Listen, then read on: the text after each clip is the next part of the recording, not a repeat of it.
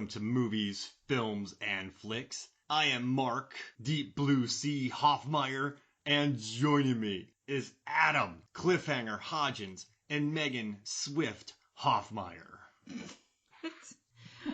Is that a reference to Taylor Swift? Because I'm okay with that. Yeah, that's your gangster nickname. Because everyone in this film, Cold Pursuit, has gangster nicknames. Right. Yeah. Mm-hmm. Yeah. Mm-hmm. So, and also, when I threaten somebody, I only give them half the threat, and then I come back a day later and let them know the rest of it. whoa. So you give them the cliff and then hanger?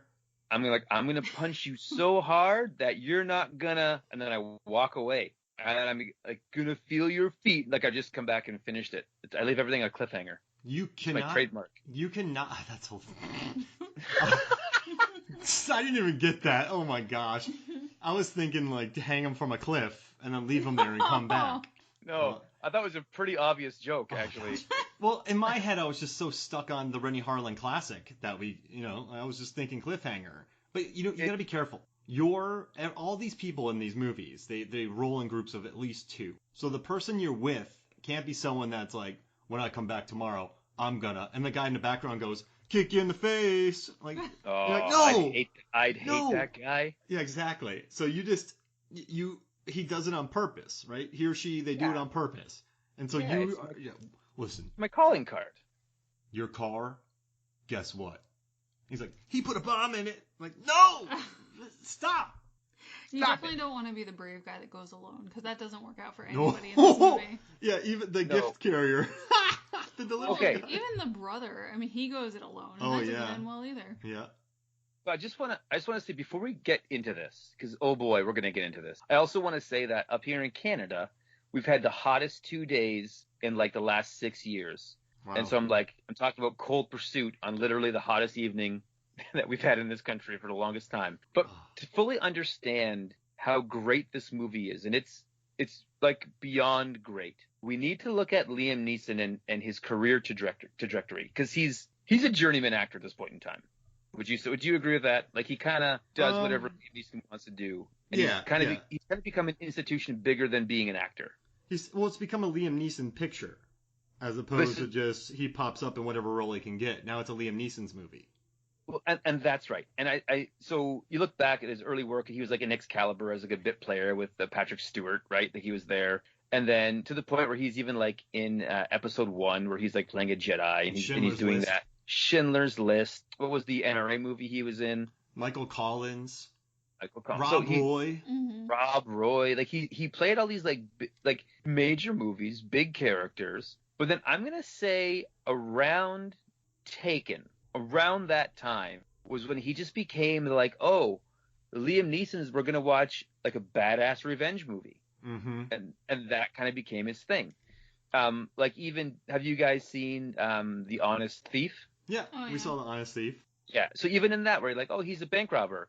Oh no, it's an intense revenge movie. Like, it quickly changes to like, oh, this is him just doing this bit. And so when you see the trailer and you see the title of Cold Pursuit and you read the synopsis of like, oh, his son, like, not to spoil it, but like his son dies. His son dies, and he takes revenge on an entire crime organization. Mm-hmm. And you're like, oh, so they just changed out son for daughter for Taken. Like, it's just the same thing. He's going to do his bit. And you go into this movie thinking it's going to be this no nonsense bare knuckle brawl, and then you get maybe the funniest movie I saw last year. Oh yeah. Because it's not that. No. As much as it is that, it's not that. And it's a big bait and switch, and you're like, Liam Neeson, well done. Super dark comedy. We watched this movie and just laughed at the dark humor. I mean, okay. I think at first we sort of looked at it and we went, are we supposed to laugh at this? And then some of the gags just kept going, and you're like, this is really funny. The title sequence of like the graves, whenever anybody would die at the end of that scene, like that joke kept getting, and at the end when there's like 30 names on the screen after the big shootout, I was like, the payoff to that gag was worth everything that this movie was. Well, yeah, and that's kind of a nod to what the original version, In Order of Disappearance. Yeah. No, it was, they're basically a shot for shot. Can you hear my cat meowing? Because I think it's not meowing, purring. Our cat Stella is just purring so loud right now. Can you hear it, Adam? I can't. Oh, I was hoping I could have an entire podcast backed with Stella's She's purring. so cute. I can hear it. So that's but if you can hear it out there listening, just know that we have an adorable 10-year-old calico cat that's sitting right next to us purring very loudly. It's kind of nice. But so this movie, In Order of Disappearance, it was directed by the same guy, Hans Moland. I watched it today. It has the same cinematographer. I mean, basically same story structure, same character names, same shots. Like Philip Ogard directed it, or was the cinematographer on it. And it's like I think you know why I think this movie is so good. Like you said, Adam, it's a bait and switch. Where this was just a Norwegian film to begin with. It was a European film with that sort of dark sense of humor. I think the Europeans sometimes do that really well. They blend this dark humor, and sometimes that doesn't translate over here in the States because you get a different director, a different screenwriter. There's different sensibilities, but no, this director came over here and directed it with the same cinematographer and essentially not the same backgrounds. I mean, there's two completely different countries and continents, but very similar vistas.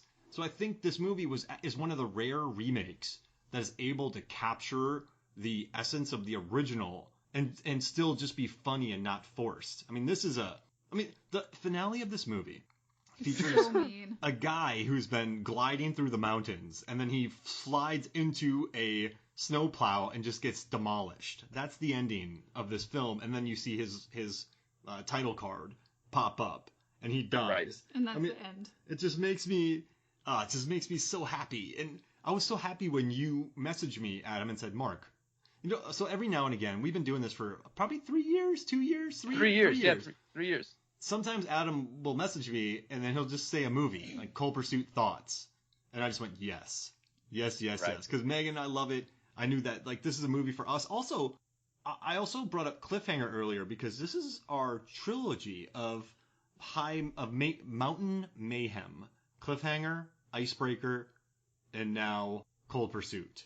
I call it the Frostbite trilogy. The Frostbite trilogy. Or Hard Powder, as this movie is working. Hard Powder. What's a better name? Hard Powder or Cold Pursuit?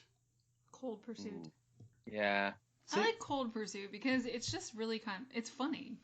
Yeah, it's. So well, here's the thing. Hot when you Pursuit, oh Cold yeah, Pursuit. I didn't even Mark think is about not picking up any of the like obvious jokes tonight. Where it's man. Hey Mark, why did chicken cross the road? And you're It's like, I don't been know, a but I'm long very week concerned on about this this Monday. chicken. Wait, why is this chicken crossing the road? And is there a possum nearby? Because I don't want either of them getting hit. Oh man, that possum. We'll talk about that later. Oof, Yeah. that story. But I think, but again, Cold Pursuit works 2 times because you hear the name Cold Pursuit and you're like, oh, like this is gonna be a badass hot pursuit. Like they're trying to make it like 90s awesome. And then you watch the movie, you're like, oh, it's a joke. Like it's a joke. This whole movie is just like a dark, twisted joke. It works twice. It's so good. I think the part that really sold it for me is when Nels and Grace Coxman go to the coroner to identify their son Kyle, and there's a 36-second long shot of a tech trying to raise the gurney, and it's just this awful squeaky noise, and it's this really morbid scene, but it's so funny because it goes on for so long. Well, it's meant to, like, in every other movie that has that dialogue on the script page, it's an emotional heart jerk move. Mm-hmm. But in this movie, it's like it's played off for laughs. It goes on long enough too that you at first you go, are they kidding? And then it just keeps going and you go, oh no, this is hilarious. 36 seconds is commitment. And it's also really funny because there's a 19-second scene where a liftgate is going up when they were putting White Bull's son into the back of a truck. So we have a 36-second scene with one son, and then we have a 19-second scene with another son, and it's just it's beautiful. And it's kind of mean and it's bleak and you're laughing about death. But once again, I think everyone was on board with this. I think they understood the tone, and even the score, I think, sells a lot of the humor in this as well. And it's just, you're right, it was such a pleasant surprise, Adam, watching this, because you get nonstop where Liam Neeson's is framed on a plane. You get the commuter. Yeah, you get commuter. Liam Neeson's framed on a train. What's the other one where he's with Diane Kruger and then he gets framed again? He keeps getting framed in movies. He got Unknown. He got framed in that. and then Run All Night. I think he was framed in that one too, or he was catching killers. I don't know, but he was running all night. People were going after him. So you're just thinking, Right. You're right. This is gonna be chill factor. This is, I don't know, hard rain, but with a lot of snow. I also want to say that if you look at Taken, which is like the cast that all of those movies come from, he's extremely capable. His character is like the most trained. Like it's the scene where it's like I have a special set of skills. I don't have money, but I know how to kill you lots. Is what he's saying on the phone, right? Yeah. And in this movie, he's just a snowplow driver, and he acts real tough, but he's not super capable. What I like about him is when he has to try. When he first throws that body into the water, the first body that he throws, Speedo, over the very tall waterfall. He almost falls in. That's almost a Batman Forever waterfall. And I just love that he almost falls in. But I think what's refreshing about him is, he's a hunter, so he can shoot, and then his brother and dad were mob enforcers, so I guess he has a certain tough pedigree in him. So he's a big burly man, but he's not Liam Neeson from Taken, and it's really refreshing to watch. He knows how to get rid of a body. He just has never done it. Exactly. Well, when he fights Santa on the side of the road, he's out of breath, and Santa's just laughing at him because he's like, "You're a tired old man." Right. Yeah. And then he shoots him in the head. And then he shoots him in the head, and it's fantastic. And then he gets rid of that body as well, right? Like it's unreal. But again, I was halfway through this movie where I was like, am I enjoying this, or is this? Am I enjoying it for the right reasons? Like, is this as entertaining as I think it is? And then I'm like, oh, this is exactly what the filmmaker wanted me to do. I felt like, in Andy Kaufman's Man in the Moon, where it shows him making that documentary, his TV special, and the horizontal control goes, and he's like, and everybody at home will get up and slap their TVs. It'll be hilarious. I felt like that's what was happening. I was like, yeah, I think that he wants people to watch this movie twice to understand how funny it is. And we've watched it 3 times now. Oh, maybe 4. Yeah. I don't even know. It's worth it, though, and we keep finding new things. And at the end, I just laughed so hard. And I guess the interesting thing about this movie, when we first started watching this, I was quite worried about Tom Bateman's character, Trevor Viking Calcott, I guess. Yeah. I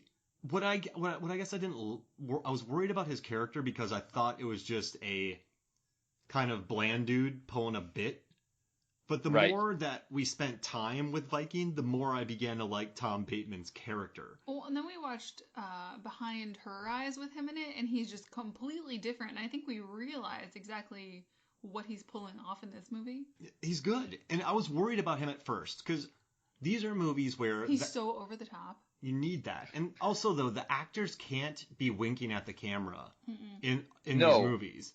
That would make this fall apart. And they don't do that, but they're still playing very heightened characters. So it's a tightrope to walk. I thought that he was kind of playing, not to make the reference again, but he was almost playing like a Batman villain. Right? Where he's bigger, he's larger than life. He's almost doing Jack Nicholson from Batman. He's just shooting his henchmen. He's got his very strict code to this vibe, but it doesn't make any sense to anybody else. Right? And he's just chewing the scenery like 10% less than Jack Nicholson was. A drug dealer who hates sugar. Yeah. And believes in gut health. Well, I was going to say, like, Mark, I think you and I should do a challenge where we, for a month, live on his diet. That sounds expensive. That's a lot of meat. I would do it. Almonds, avocado, and steak. Like, every day. I would do it. You want to? Yeah. I just got to run that by my wife's meal plan for the family. It's like, well, you guys are doing your thing. I'm going to be over here eating a steak, almonds, and avocado for breakfast, lunch, and dinner. I mean, that would be pretty good for us. Not the steak part. All that red meat. Yeah. The gut health, though. Our gut health. Our gut health would be through the roof. Oh, with your cholesterol. Yeah, with my cholesterol. But I was really worried because I do think there are movies sometimes. You remember this, Adam. I don't know if you remember this, Megan, but in the 90s after Pulp Fiction came out, there was just a plethora of Pulp Fiction knockoffs where it was people saying dialogue that they thought they were looking amazing while saying this dialogue, and they were just acting like they were cooler than life. But that wasn't the charm of Pulp Fiction. It was the script, it was the action, it was performances. But people were trying to mimic it, and it felt like people were mimicking it. So I was a little worried, but Bateman really sells it, and I like him as a villain. I like that he gets his hands done. I really like his scene with William Forsythe, Wingman, where he's just like, "That's how you do it, guys. Like that's how you get it done." Hey, I can milk. Whoa. That was a good one. I'll never get that back. Yeah. Oh. I for a second thought that he was there with you. That will never happen again. You pull off a really good Scotsman or Welshman doing a nasal gangster accent. And the nasal gangster accent didn't get to me on this one. I liked it. No. It seemed like a good. It's like, I just lost it. Dang it! I should have kept going. I should have used that accent the whole episode, and I could have done it, but I stopped and I lost it. So I want to say though, I've always submitted to the fact that if you get in a fight with somebody, and I think we've talked about this before in a couple episodes, Mark, it's not necessarily who's the better fighter, and it's not necessarily who's the strongest. It's whatever guy cares about the other person the least. Right? Like if you and I got ourselves into like a Captain Kirk and Spock situation where we were on a planet and we're like, you guys fight each other, it's not going to be a very entertaining fight because I'm like, I don't want to hurt Mark, and I would trust that you wouldn't want to hurt me, but we got to fight for these people. So like, we're going to be pulling the punches a little bit. And I think that's one thing that even though he's a tired old man, Liam Neeson's character has no care for anybody. Like he sees them as not human almost when he's destroying them all, and that goes into even when he's getting rid of the bodies. So I think that's what makes up for his like lack of training. Is just his like, you're no longer human to me. You're just garbage. Yeah, the only one he ends up caring for is Trevor's son, which is such a touching moment after this movie of death and just comedy about death. And this little boy just wants attention, and he wants to be read to, even if it's from a snowplow book, and snuggle with someone who's not insane. Yeah. The snowplow reading thing was my favorite beat of the movie. It's so touching. Right? The editing is excellent too because they're sitting and then they're laying down. It's a really masterful, quick edit that it shows time is. That's why I love good editing in a movie. It's okay, time has gone by. I immediately know what's going on. And the kid immediately snuggles in his armpit, and then he just relents and takes off his glasses. Yeah, it's a good scene. Yeah. Now, how long do you think Laura Dern was on this movie set? 5 minutes. Yes.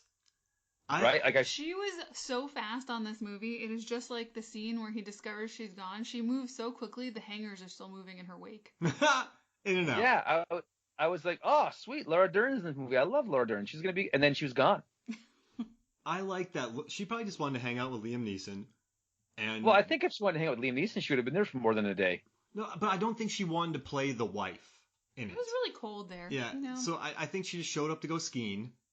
And, I mean, some people take movies in locations to go skiing, surfing. Like, hey, this is a free payday. I'm going to go take this film. So I think she showed up, skied, and, I mean, listen, she wanted a weekend in the Canadian Rockies, subbing for the American Rockies. Her presence in this As movie one does. leads to the best line in the movie. So there is a scene where Mustang, played by Dominic Lombardozzi, who was in The Wire, one of my favorite shows. You've heard about it, me talk about it for years, and I butchered his name. But he walks up to Trevor, or Viking, and he shows Viking a picture. And Viking goes, great, now we know that he bangs a hippie. Like, he's like, no, that's where he works. I just love that line. That's fantastic. Viking said that. It just made me so happy. Which in itself is such a good and deep setup. There's so many callbacks throughout this movie, and that's a great one because Mustang's his boyfriend or husband, I don't know if their relationship was secret or not, but he was killed in an earlier scene, and now he has betrayed him by finding the workplace and setting him up to go be killed by the rival gang. And it's such deep, good, long play. Yeah, and you could miss it, too. It's not, hey guys, look it, I'm a big-time trader doing this. I like that situation. I like that that's subtle. I like his character. And another one of my favorite parts in this movie is with Mustang, where he's eating Fruity Pebbles with the kid, And he's like, hey, I need some help with my fantasy football team. And the kid's like, you have 4 Cleveland Brown players. He's like, you got to support the home team. He's like, I can't help you. Like, that was such a funny. It's such I a. want to watch. Oh. I want to watch a spin-off where that kid gets kidnapped by like Each week? No, not each week. I'd watch that show though, but like by some mid-level thugs in an Irish pub in Jersey just for his football knowledge. So they're betting on like the Flyers games and stuff, and they're like, "Come on, kid! Like, who you got this week?" And he's like, "Here's the rundown," and he's got like a savant level knack for gambling, and then Liam Neeson needs to go to Jersey and rescue the kid. Whoa! Isn't there a scene later where his team is winning because he did swap out some of his players, and the kid goes, "What about loyalty?" Yeah, he learned from him. So you know what happened? I played fantasy football in a league for years. Really? You know about all this. and I drafted. Sounds like Megan's a big fan of fantasy playing. How much fantasy football goes on? I drafted Green Bay Packers players excessively because that's my team, and I lost every year because I just was so loyal to the Packers. But then my first year where I went, I'm gonna try to win this year, and I drafted no Green Bay Packers players. I mean, maybe like a first-round pick. I won the league because I just stopped taking 14 Green Bay Packers players for my draft. See, and like again, we've known each other for a while, Mark. If I was like, if you're like, hey, come play fantasy football with me and my buddies, I'm like, well, I'm gonna worry about Mark because he's gonna pick a funny team just to be funny, and he's not gonna win. Oh no. Because that's. But it sounds like you go for blood now in the fantasy football. This is very different. It's a different world. Mark has a trophy sitting here from fantasy football. Do you know what his team's name is? What's his team? It is Kurt Russell's beard. Kurt Russell's beard. I don't know if I like fantasy football, Mark. No, I'm pretty. So you know what's interesting? He's not mean, but he definitely picks squads. He sets them up to win. Yeah, I don't. Right. I just stopped making sexy picks. And I just kind of said, well, you know what? I'll try doing this. And last year I went to 3 finals in my 3 leagues. So it's pretty good. Okay. Mark, I got a question for you. Yeah. And Megan. Mark and Megan. Sometimes, like, Mark and I do so many of these, and then when Megan's here, it's so great, but I my cadence is like, Mark, and I feel like I'm leaving Megan. Megan, I have a question for you. Mark, you can listen as well. How would you feel if on New Year's Eve we did a Hollywood fantasy draft? Where we picked a team of 10 actors, and then we devised a point system. So every movie they're in the next year, you get like 10 points. If they survive the movie, you get 20 points. If they die in it, you lose 5. If it gets an Oscar nomination, like if we had a fantasy Hollywood draft. I'm in. That's fun. Sounds good to me. Let's do it. Right? I'm taking Jim Varney, number 1, Kurt Russell, the Sharks from Deep Blue Sea. Hey, I'm gonna take 6 months to plan this. Calm yourself. Michael Pena. I'm gonna take computer de-aged Mark Hamill. I feel like Gal Gadot is a good bet, but she's starting to do Netflix movies, so that's trouble. Oh, who are we saying had a big year recently? Jamie Dornan. Oh yeah, Barb and Star go to Vista Del Mar on Wild Mountain Time. And he had another one too. You want to hear something, Adam? Oh, yes. 2021 with Barb and Star go to Vista Del Mar and Loki. It's having a wonderful year for jet skis. Just giving you a heads up on that. I like what's happening here. So going back to Cold Pursuit, I also really love the relationship between Gip and Kim Dash, because the 2 cops in town. Yeah. I love his reaction to Emmy Rossum calling up that guy in town, and just like, well, if you get me this information now, then I read it, then later on, I'll, you can come over. And she's like, oh, there's an avalanche. I'll be calling right back. And the guy just looks at her with just... He is so upset on behalf of the person he doesn't know. And earlier, he's so upset over her contacting him even. And she's like, I just figured out something you haven't figured out in 30 years. And you care more about this guy.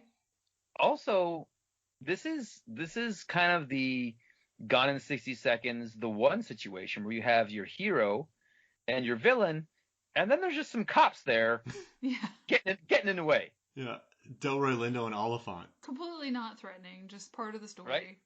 And they don't even come into play at the end, which I love. No, they're somewhere else, doing something else. Emmy Rossum, though, gets the best line. We got a child in a snowplow. Heading down to Keogh. Right? Snowblower. I love Gip's line, how long were you two lovers? There's so many quick quips in this movie that you're not ready for, that just come out of nowhere, that, again, a second viewing is almost a must. In a story with so many characters, and honestly, most of them die, but you really enjoy all the little bits with each group of characters. Like, there's the two white bull henchmen who are supposed to kidnap Ryan from his school, and they're so invested in their whatever their BS is that they're doing that they don't notice that Liam Neeson swoops in and takes the kid. Yeah, they're worried about antibiotics in case a child bites them. Oh yeah, their props are tape, a taser, and antibiotics in case a kid bites you. And they're worried about this lady with this little foo-foo dog over on the side saying they have seen rats that are bigger, and they're just such idiots. Yeah, they're really kind of playing that, goofus and gallant kind of situation. Now, Megan and Mark, if you want to play along, I have lots of the nicknames of the henchmen in this movie are incredible. We can say that going on, and you can say there's like you can kind of like I have a list here, like Wingman and Speedo and Limbo and Sly and Shiv and Smoke. There's a lot of the Eskimo. There's things that your mind can kind of figure out. Yes, the guy's named Shiv. You probably shivved a guy in the joint. Got that name, right? Sly probably went through like a Rambo phase and got that name. How does one get the gangster name? Your best guess. How does the guy get the gangster name Windex? He's clean. He's efficient. He cures everything. He's clean. He's efficient. Okay, I guess so. When you think about Windex, you think about this will do the job. Like there's no... I've never doubted Windex. Windex gets the multi-purpose, gets the job done. Maybe he's a Renaissance man, many talents. Windex means efficiency to me. You can use Windex on anything. Yeah, mouthwash, Banaka. I just thought it was from throwing people through windows. Oh yeah. And then he cleans. That would be the more cinematic approach. And then he cleans the windows after he's thrown the person through. That's right. You got a bloody guy here, but no blood on the window at all. All the shards of glass are clean. How did Windex get caught? Well, he stayed 4 hours after he threw somebody through a window and cleaned the glass. He's got one of those sprayer ones that you attach to a hose and you just hose it down. So you're telling... Oh, man. I tried to do that accent. So you're telling me... Oh, I've lost it. Yeah. You know what's crazy? So when Megan referenced the pressure washer that you attached to a hose, all I immediately saw was Bruce Willis and the Jackal spraying off his van he painted to get it to change colors. Oh, yeah. And then blowing up Jack Black. I thought you were going to say you were just thinking about a bread store. No. Again, Mark, in Canada, we call those bakeries. I don't know. All right, so how about this? Let's take a quick break, and then when we come back, we will talk more about bread stores. We'll be right back. Welcome back to Movies, Films, and Flicks. And Megan, when you go on hunting trips, what do you talk about with the people during these trips? Hunting. On this week, Hot Topics with Cold Pursuit. Yeah. Elway or Manning? Who's the greatest QB? Yeah. Deion Sanders. I love that part where he goes Elway and he shoots him anyway on the dresses. He agrees with him. Yeah. That is such a good scene. I think from the moment that he walked in there, I was looking at you and I was like, there's going to be blood in this place. Look at all the white dresses. Oh, right? Like that. But you're so looking forward to it too. Oh, you're just like, yes. So Sean Connery as James Bond would always he'd be there, then boom, a joke would happen, then boom, and you wouldn't see it coming. And Roger Moore, he'd walk in and I'm going to tell you a joke. This is what the joke's going to be about. And then here's the joke. And so you're like you say, it's coming, you're waiting for it, and it doesn't disappoint. And as soon as he walked into the store with the dresses, and you knew he was armed, you're like, I know it's going to happen. I don't know how we're going to get there, but I know it's going to happen, and it's going to be amazing. And knowing didn't make it any less amazing. Exactly. Because it doesn't hold your hand. you're in on the joke, but then it doesn't. It's interesting. It lets you in on the joke, but it doesn't hold your hand with it as well. That's why I dig it. Like, that's why I think it was so smart to bring the director over with this movie. And can we 30 seconds? Let's talk about this real quick. I think this movie's tomato meter score was up in the 90s. Liam Neeson said what he said.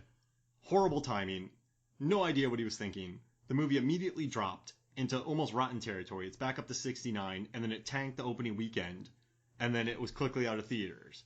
So it's just a bummer that all that transpired to hurt this movie, because without that controversy, I think this movie would have been really appreciated with audiences. Yeah, when you look it up, too, there's not much on it. There's not a whole lot talking about it. There's only a few articles about that and the red carpet, and then there's nothing. So we are trying to rectify that right now. Yeah. We're taking it back. His timing, it's like, Liam, come on. Like, if I produced this movie and directed it, and then I heard Liam Neeson's story, they canceled the red carpet. Like, it's like, come on, man. Like, just, but it's a bummer, because this is a movie that I think it should be cherished. It's something special, because it isn't what you think. And I think it provides enough jokes to keep the movie fresh. I mean, at the end when Avalanche flies into the snowblower, and just the chaos at the end, the child blowing the snowblower. I mean, he kidnaps the kid, and they form a nice bond. I dig it. I like that there wasn't much drama between Laura Dern and Qui-Gon and what's her character from Last Jedi? Oh, Holden. Holden and Qui-Gon drama. So, and also Julia Jones, she plays someone in The Mandalorian as well in the first season, the Seventh Samurai episode. I don't know if you remember that with the AT-AT. A lot of Star Wars people in here. A lot of Star Wars happening right now. I want to see Emmy Rossum. Emmy Rossum in Star Wars could be good in the Star Wars world. Yeah, why not? She's cheeky. She can pull it off. She should play Mara Jade. Who's that? Luke Skywalker's wife in the extended universe originally. Ooh. So then she's cool. And she's funny in this. I liked her in this. I liked her dealing with Gip. Like, it just made me happy in this. But she's so earnest. She wants to do her job right. He doesn't really care. He wants to give the locals a pass. Does he call her Dirty Harry? He makes her go write a traffic ticket instead of writing up the local kids for smoking pot. In the original film, the cops were much more bungling, and the guy was trying to write a ticket from his car, and he opened up his car door, whacked another car, threw the thing on there. And so one of the biggest differences I think the In Order of Disappearance is much more bleak, and it has some very nasty moments. But one thing I like is that in the 2014 film, which stars Stellan Skarsgård, which is pretty neat, and also Tormund is in there from Game of Thrones. He's Santa. But have you seen it? Yeah. Oh, okay. But I do like that in this one, Aya, she dodges the punch and then grabs Viking's balls, because in Order of Disappearance, he just levels her. And then I know that his crew looks at him like he's insane, and then watching the actor, who I remember loving him in Kon-Tiki, so it was cool seeing him get this role. But I guess I don't know, that I guess they didn't play it like it was funny. Everyone looked at him mortified, but they also wanted laughs out of it. So it was a nice change of pace that Aya in this one dodged a terrible punch and then got a good nut grab in there. She's got a toughness to her, for sure. She's cool. When she scares him in the bathtub. Oh my gosh. Yeah. So, but when we were talking about how we're bringing it back and giving this movie the praise it deserves, I was going to say, this movie is unlike any other movie except for Order of Disappearance, which is it exactly like. Exactly, right? And sorry if I was being redundant with you. I didn't know if you had watched it. I just love that. No, that's good. I just really like that they, like, in the opening shots, I went, hey, this is that. I was like, hey, I've seen that shot. And Megan, you read about the original, right? What was they saying about the original? I think that they had a budget, and they were really doing what they could with the budget. This was a much larger budget movie, the 2019 version. So the director, in an extremely brief interview, made the comment that they were doing what they could. So you would have someone stealing stuff from their grandma's house to put on the walls in the movie because they had no money. I love that. I love that. and you could tell too, and I like the sort of the sign language, the hand. So it's like he had little in each cube. He had hands doing like a symbol of sign language in his thing. But you could tell they just grabbed cheap things from wherever they could. But it still looked good, I would say. Yeah. I still dug it, and I do think the one thing I appreciate the most of An Order of Disappearance is the suitcase gag, where they put a lot more emphasis on dragging a suitcase out of a 2-foot high blizzard. Wingman's wife at the funeral. It's funny in the 2019 version just because it's her pink suitcase stands out, but they really could linger on it a bit more. Yeah. Because they let her just walk away, and In Order of Disappearance, she's having trouble. But I do like how she's treated in Cold Pursuit.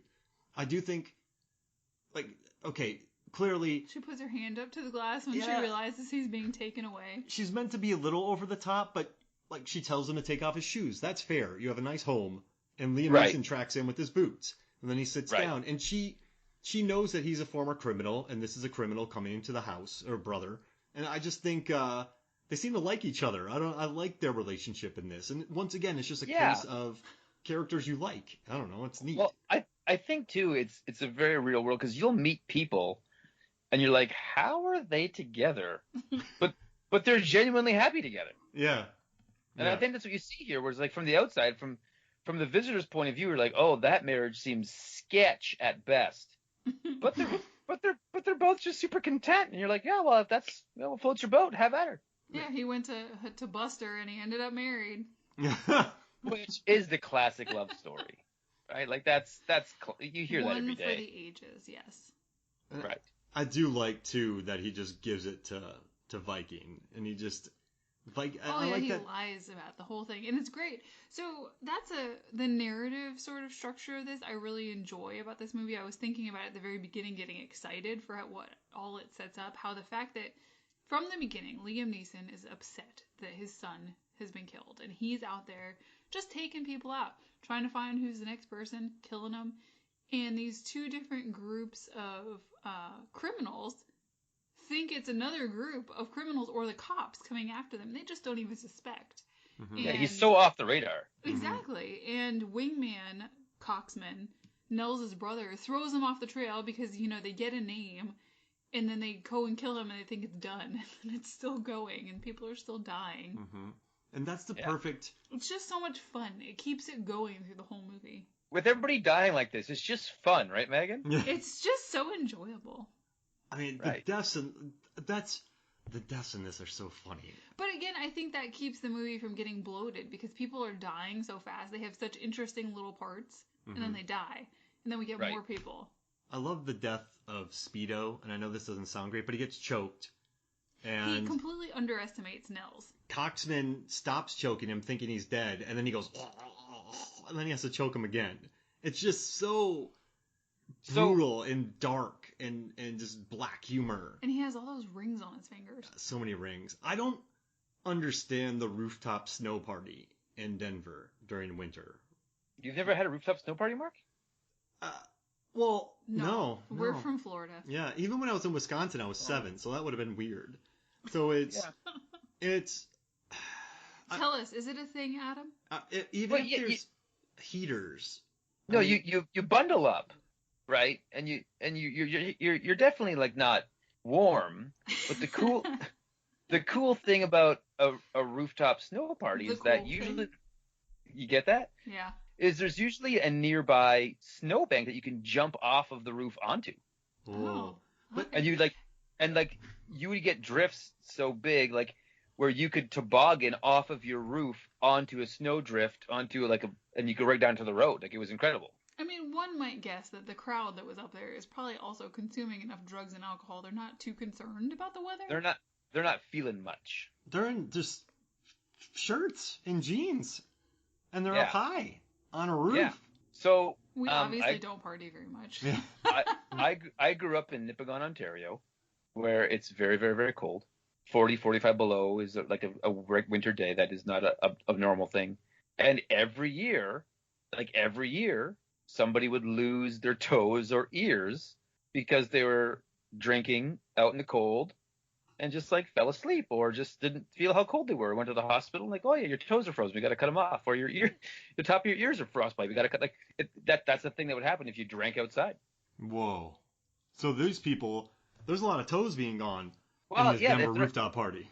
if they're not careful. Do you want to hear something neat about Raul Trujillo in this movie who plays Thorpe, I guess the main enforcer for White Bull? Yeah. So Yeah. he's also a dancer, and he has a dance troupe. He's been acting for a long time, and one of my favorite movies is New World, directed by Terrence Malick. I've made you watch it. You're looking at the Criterion right to your right now. Beautiful film. He choreographed all the dances in New World to make it as authentic as possible. And I love him in this movie when he's getting the hotel registration. She's like, oh yeah, we don't have any reservations going on right now. And he's like, I will kill you. Or I will. Do you know what I could do to you on Yelp? Yeah, I will destroy you on Yelp. Like, On it's Yelp. just the delay into the on Yelp is just a beautiful thing. It's just so cheeky. Let's talk morality here for a minute. Liam Neeson's son dies of a heroin overdose that he did not inflict on himself, correct? Mm-hmm. Yeah. Do you think he got himself into that lifestyle, and that was kind of a byproduct of the choices that he had made? Yes. Now, I thought that he didn't know about it, though. Didn't his buddy say he didn't know anything about it? I thought that they knew about the drugs, but that he didn't know that the other guy took some of the drugs. Right. That's the way I read that. Is that he wasn't squeaky clean. Mm-hmm. Well, as they say, all of the answers to life can be found in Lord of the Flies, so maybe we should have just studied that a bit more. Why aren't we just doing that movie right now? Oh my gosh. No, and Talk about a dark movie. I think you're right too. His quest for revenge. But see, that's the whole point of this movie, right, Megan? What the director was saying, it's pointless. His quest for revenge. He loses his son anyway. He didn't know his son to begin with. He didn't know nothing about his son. Then his wife leaves him because he just stops talking to her. Just stops completely, turns off. Then he just starts murdering people, which sets off a chain of events, which gets a chain of murders. Like White Bull and his crew get killed. I mean, and just more people get killed, and then it just cascades into a bloodbath of. I would call it, Mark. I would call it. Ready for this? A snowball effect. Oh my gosh. Yep.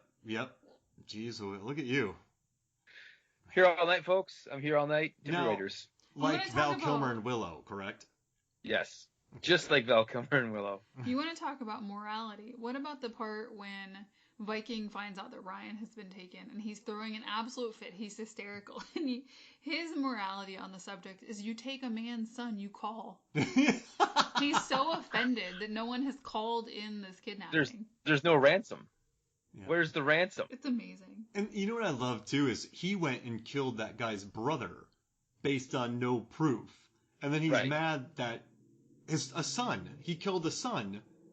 And now he's mad that his son was taken without a call. Mm-hmm.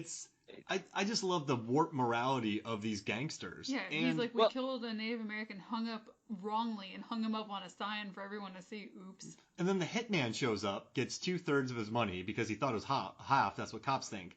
And then and he's upset with the room because there's a convention in town. And then Viking kills him because he made a deal with Coxman. So he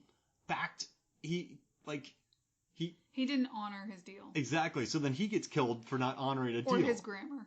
Oh, right. gosh. But it's classic like Yakuza stuff, right? Like anytime that the Yakuza are involved in something, it's like, okay, well, like honor is very important to us. And like, how would you, or even like Johnny Chan in Fast and the Furious, where it's like, you disrespect me in front of my family. That's the worst thing you could do. But it's like, but you're a criminal stealing DVD players and like committing murder. So like you're not in an honorable lifestyle. So how can honor be that important to you? It's a real like, talking to the side of your mouth thing. And I find that both of these organized crime situations are exactly the same. They're like, honor is honor and rules, and like there's a way you conduct your business. This is how you do it. So you have to follow the rules. Well, we're at a fault not following rules that the society gives. You know what I mean? It's a real they're bad guys for a reason. It's funny, and I love what Megan said too. I completely forgot about that with the son bit, and it's just the guy forgets that he killed his son. Yeah. And just and I do say though, it hurts when White Bull's crew is killed, because I love when they're having snowball fights on the side of the mountain. The costume designer they said, have a lot of fun together. Yeah, I love that group. What I like about what the costume designer said that is Viking. If you look at everybody, Viking's the best dressed of all of them, and he won't allow any of his other henchmen to look as good as him, and they all have to follow a sort of uniform. Whereas White Bull, if you look at his crew, they're all individuals, and they have fur, and they have different outfits or flannels or yellow gloves. Right. Oh, that shot is so good. Beautiful shot. Well, those are buckskin gloves. And I just love that they are individuals in his gang, and right. just the two of them meeting, and both men who lost sons end up living, but both of them are just wildly corrupt by this period of time. It's just I don't know.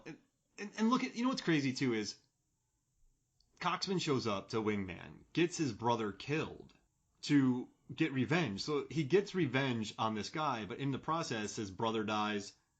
He loses his wife. And he doesn't get his son back. He doesn't gain anything. Nothing. You know what I kind of like, going back to the very beginning of the movie, he's giving his speech because and another wonderful irony of this movie is he's Kehoe's Citizen of the Year. And he sets off all of, I guess he does eliminate 2 rival criminal gangs, but that's going to open up a gang war, though. His quote in his speech, he says, "I picked a good road and I stayed on it." And that's how he became Citizen of the Year and had this life. But he abandons all of that when his son dies. And it's just so funny that that's where this starts. Also, I've been alive for 40 years. And I've never heard of anybody ever getting a Citizen of the Year award. Like, is that a thing? Oh, I've gotten it 3 times. Well, that makes sense. Meg got it 6 times. I think Megan's just like, "Hey, Mark, your award came in the mail." And she's like, "Tee hee hee." You're like, "Oh, I got it again." We awarded biannually Megan, in our house. You set up a banquet with 200 people 3 times? That's impressive. You went for lobster. Oh, no. Yeah. What did you eat? Is that why I saw the second mortgage on our house one time? Probably. I have a great wife. Yeah, that's the Citizen mortgage. That was a great... Yeah, oh, man, everyone sang Sweet Caroline at my thing, and... Can you imagine the pressure of being named Citizen of the Year? No, because I've had it 3 times. Right. So Right. I don't have that. I'm not going to fight, but I don't have that experience. But they say, like, if you win the lottery, don't tell anybody, because then all of a sudden you're going to have more friends in the world to do it. But imagine if, like, well, that guy's the Citizen of the Year. Clearly he can help me move my fridge. Mm-hmm. Oh, yeah. Because, Like, what happened to Citizen of the Year? Yeah, you're going to say that's no? Mark blew out his back the 1st and 5th times. Yeah, and then I don't have to do it anymore, because people are like, man, Mark hurt himself for the rest of his life being Citizen of the Year, so now he doesn't have to. So, right. Yeah, I blew out my back being Citizen of the Year.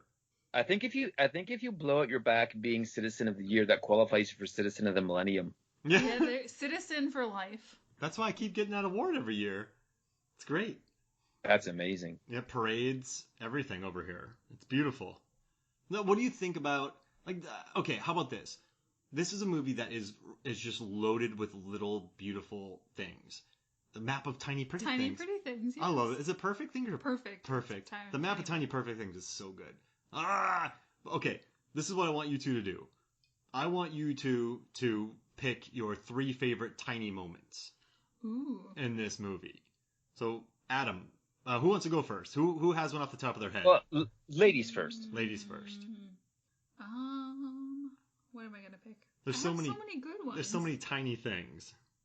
You know, something that I love about Liam Neeson's character, and this is a tiny moment, is he is out there killing people, trying to find the root cause of his son's death. And in one scene with Santa, where he kills him, he takes the Coke, and he just gets rid of it. He cuts it all open and throws it to the wind, and he gets it in his face, and he's like, whatever. But he has no interest in selling it, no interest in giving it back to them. Just, he gets rid of the Coke and just dumps it on the snow. Yeah, and did get a lot in his face. He was gonna be Corky Romano in it, for sure. Wow. All right, what do you got, Adam? Who's your? All right. It's just her exercise outfit when he comes in. Yes. Like, is it 1987 perpetually in her mind? Like, just that costume detail. I was just like, I just burst out laughing when he walked in to have like a very serious conversation, and she was in that getup. I lost it. I love that character. She makes me so happy. Yeah, she was good. All right, Meg, what's your next little tiny moment? I had a funny quote written down here when they're talking about Viking is in the bath, and his ex-wife, or his not quite ex-wife, scares him, and he says he's paid for computers so he doesn't have to go to anti-bullying seminars, all this stuff, and he says that's the privilege of my business, and she says, you're not a businessman, Trevor, you're a criminal. And that's just so, yes. so cutting. She gets to him, doesn't she? So another piece of that relationship, it occurred to me while we were watching it, all their interactions, I think he really still likes her, he just hates that she hates him. Yeah. There are people that like being liked, right? They need to be liked. And she does not like him. No. She does not like him at all. And I think that, like, he just wants to be impressive, whether it's to his enemies or his henchmen or his ex-wife or his son. He wants to be impressive, and she thinks he's the least impressive person on the planet. And she makes it so obvious. And then the scene where she ducks below his punch, she obviously knows his actions. Oh, yeah. She telegraphed that. So that was going to be my second little pretty moment, was the punch duck. Oh, good. I love a good punch duck. It's so good. It takes the, like, oh, I'm a jackass, I'm going to hit my wife, she's going to have a black eye for the rest of the movie, like that Brad Wesley of it all. He just takes all that power away in 3 seconds. Mm-hmm. It's like, you can't even abuse me properly. Oh, man. I love that. All right, Meg, what's your third and final? Oh, man, there's just so many good little things. I think I really just love the gags between the two cops. Yeah, just the looks. I think I predicted it when we were sitting there, and she gets the information from her ex in whatever town he's in, and she goes, "There's an avalanche." It's just so good. And just the look of disgust on his face. Oh, he's so disappointed. Gills. Yeah. So, Gip, he's just so upset by her doing that. Oh, it makes me happy. All right, third and final? And so we've talked about this before, but the juxtaposition of, like, he's so concerned about his son's diet. Like, so concerned. Oh, yeah. And the next scene, he's eating Fruity Pebbles with Viking. And he's digging through his lunch. Pulling out snacks, and the guy's like, I thought it'd be good for him. Yeah, I loved it. I loved that moment. I got something fun for you, too. I haven't told Megan, I haven't told you. Since this is our I think you said this is our hypothermia trilogy. What did you say? This is our Frostbite trilogy, our Mountain Madness trilogy. I want you two to do a Violence on the Mountain draft. So you each have to draft 5 movies. 3 movies, because this might get excessive. 3 movies that feature mountaintop violence. Oh, jeez. All right. I feel like I was born for this. All right. Are you ready for this? Yeah. All right. So you know what? You gave Megan first pick on Tiny Pretty Thing, so I'm going to give you first one on this. I'm going to go very literal here, Mark. You said it. Mountaintop violence. I'm going Return of the King. Whoa. Mount Doom. Mount Doom. You're going Mark Fantasy Football right here. I'm going Mark Fantasy Football because he's got his finger bitten right off. I'm just going to go for the cheap shot and take Cliffhanger. Ugh. That's rough. Right? Like, like, oh, okay. I thought that was, no, it's fine. It's fine. It's fine. I'm so flustered right now. You're short-circuiting. Yeah, it's like the time we picked Battleship off of Tom's Oh, man. team. Tom Trezemer, he's a guest on the show, longtime friend, worked on him with many sets. His favorite movie is Battleship. and he and I did a draft, and for some reason he did not. I gave him first pick, and he took maybe Dark Knight Rises first, and then I went Battleship. And he's like, you can't do that. He was so flustered for a good 10 minutes. But then he went and picked the total Ringer Squad and defeated me 90-10 in the poll. But it was worth it because I got Battleship. Okay. Does this count in your minds? Because I feel like at the last scene, they're in the mountaintops of Mars on Total Recall. Isn't that a cavern? Don't they go underground? Yeah, but I thought... Weren't they looking out over like the horizon at the end when they put his hand on that thing and then the atmosphere changed and they're looking out above? I'm gonna let you say yes or no on this one, Adam. Oh, so I say that they're in caverns in a mountain on Mars. Total Recall. Jeez Louise, Megan, you're in trouble. What are you talking about? She has a cliffhanger. She can beat me with one movie. Oh, what's that? What's a good another one? How about Vertical Limit? There we go. You're spending a lot of time on cliffs here. That's what Megan's really going heavy cliff. She's really going mountain heavy. I have a clincher though. Uh-oh. It's a George Miller movie. It's The Man from Snowy River. The Man from Snowy River. I love it.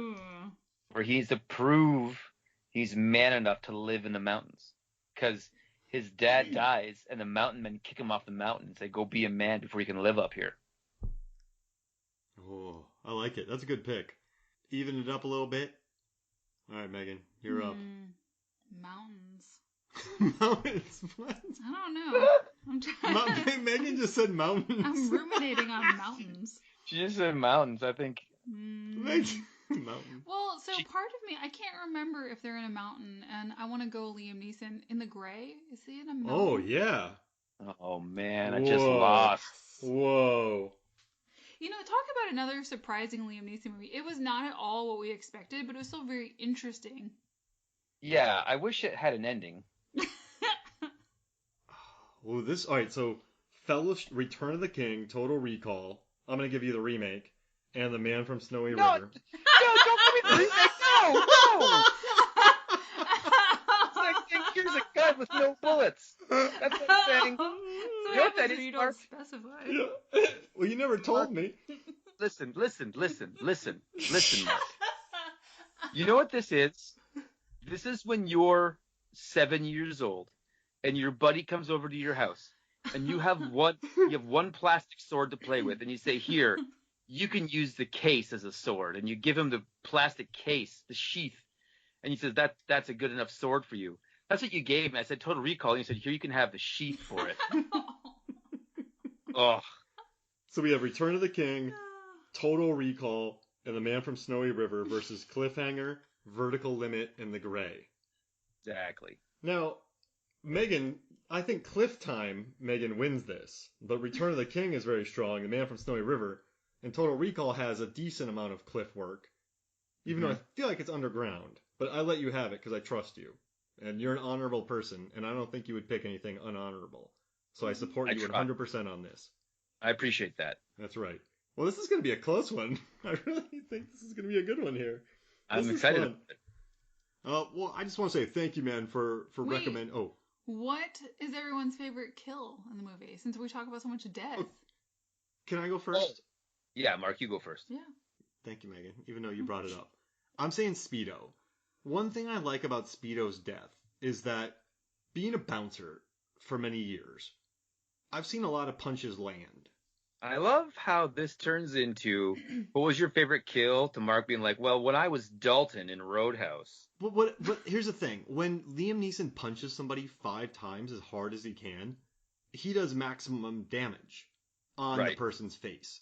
And that's what happens. I mean, there's a scene where his knuckles are bloody after pulverizing a guy, and he's tired. In bar fights, if someone connects really good, there's going to be blood. And then everyone around is going to be tired because nobody's in shape in a bar during a bar fight. So I love that he's tired punching this guy. And the punches just feel, I don't know, watching this movie, it's very heightened, it's very hyper-realistic. But some of the violence really rings true to me, even if it's comical at times. So that opening kill with Speedo between the joke with him choking him, the joke choke twice, and then just the face pulverized from not 17 punches, but probably about 5. It felt very real to me. And so it put me in this interesting place where I went, this movie's for real, but it's also funny. But it goes there. So I kind of felt safe after that kill because it was relatively grounded, but it was wickedly just mean and funny.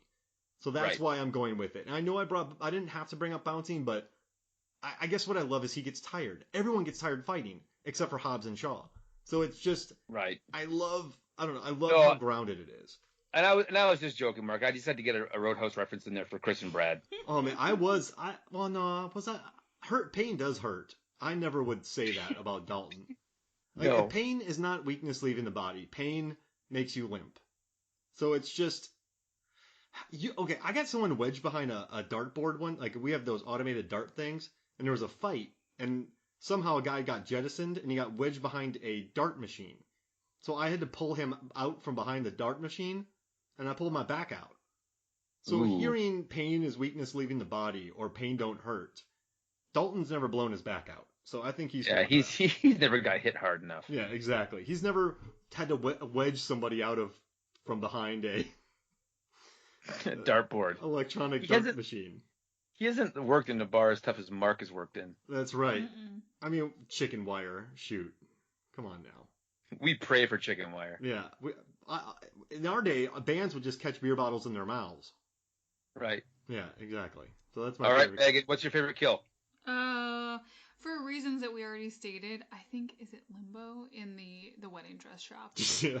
It's just so good. Right. I mean, it's coming, and you love every second of it. He shoves that gun in his mouth too. That's brutal.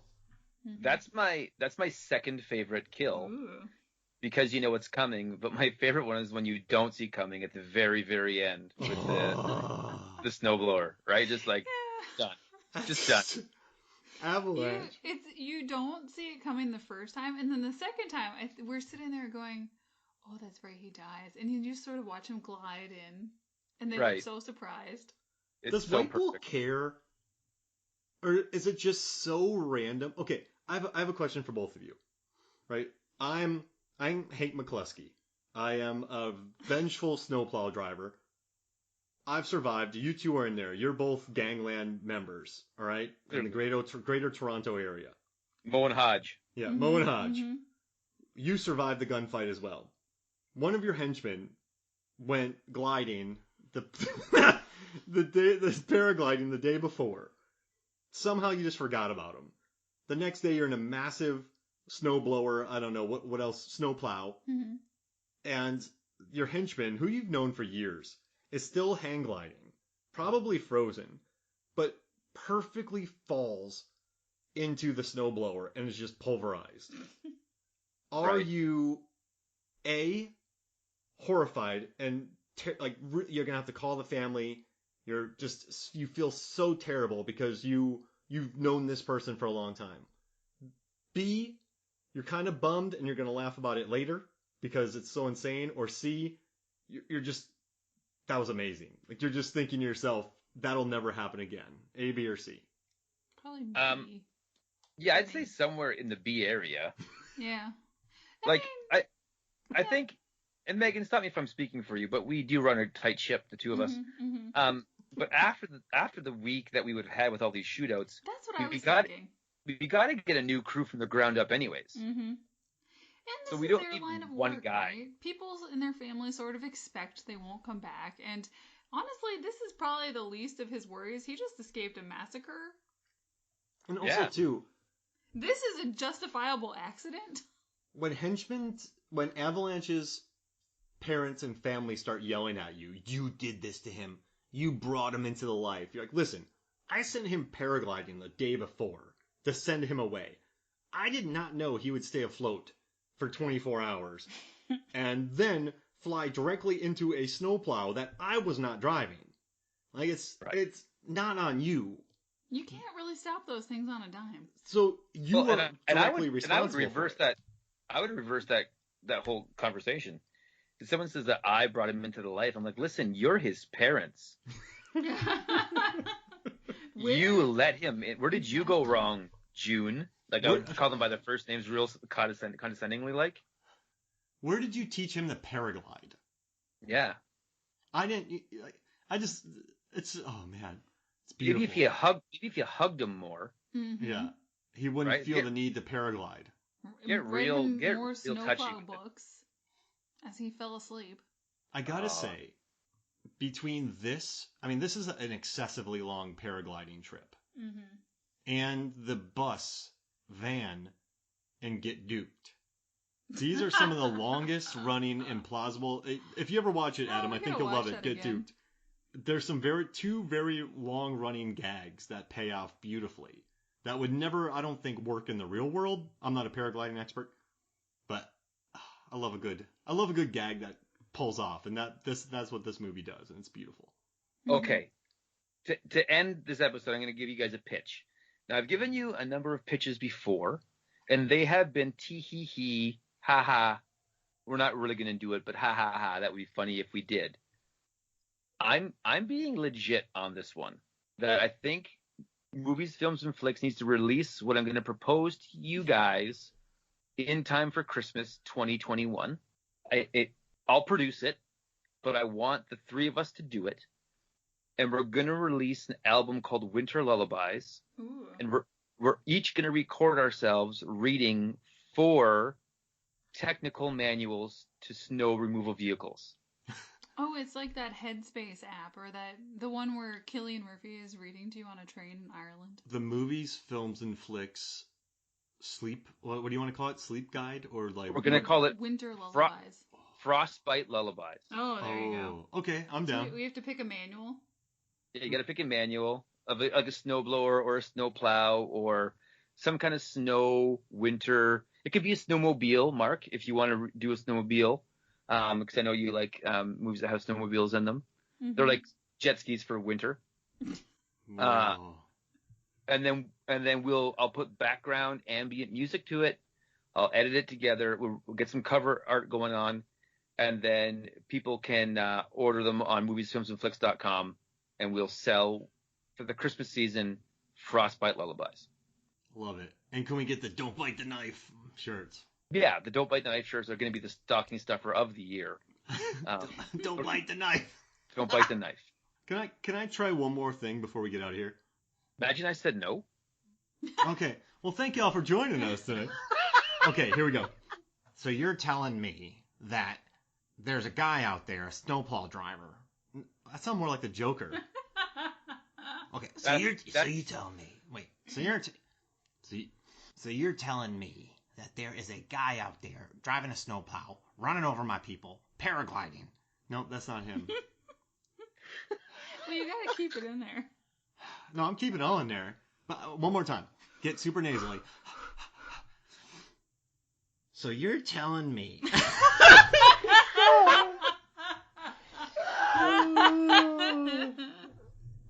So you're telling. So what we got here is that so you're saying, wait, I'm an all-vegan diet. No, I can't do it. I lost it. It was so good the first time. Oh. I know that in amongst there, I have found my new ringtone. Not just for Mark, but for everybody. Can't do it. I had it and I lost it. That's fantastic. Only had to blow the bloody doors. Yeah, wait, you're only supposed to blow the bloody doors up? Oh gosh. All right, so thank you for joining me, you two. Thank you, Adam Hodgins. Oh, tell them about your channel. Oh, yeah. So we're still doing the GoFigure thing. We're on YouTube and Instagram, and where we fix up vintage toys from the 80s, and we're having a blast doing it. So come check it out. Love it. Megan, anything you want to pick? Yeah, I do. I have a thing for you, I found. So we mentioned the music and how it's really fun because it's this almost like hijinksy music that does not connect with the scenery at all. George Fenton, British, lots and lots of awards, has done stuff with the Attenboroughs, both the documentary style and a Gandhi movie that was huge and Oscar nominated, 100 plus films. Lots of stuff you know, but the very exciting thing is in the bottom of his history, and it's a piece of trivia that Mark will love the most. His very first guitar lesson was with a chimney sweep. Ooh. That's why he's so good. It is. Wow. That's beautiful. George Fenton, guitar lessons Awesome. from Chimney Sweep. I love that. No wonder he can bust out into such great songs. Oh, life Right? ain't nothing but misery, but I sweep, sweep, sweep. He also did the music for Multiplicity. Oh.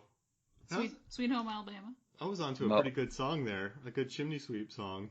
I would buy your Chimney Sweep album. Chimney, chimney. I'm stuck in a chimney. Do you know how they? Won't you write a song for me? I think your pitch is a little bit off, Mark. You should start by going me me me me me to get your voice ready to go. Me. That's the Megan move. I'm stuck in a chimney. Whoa, so won't you write a song for me? Do it in the nasal voice. And call the police officer. So this is. I wanna have that music over top of the story that they tell in Gremlins. All right, let's get out of here, y'all. Thank you so much for joining me. Always a blast. All right, so for me, Deep Blue Sea, and for Swift and Cliffhanger, this is Movies, Films, and Flicks. We'll see you next week.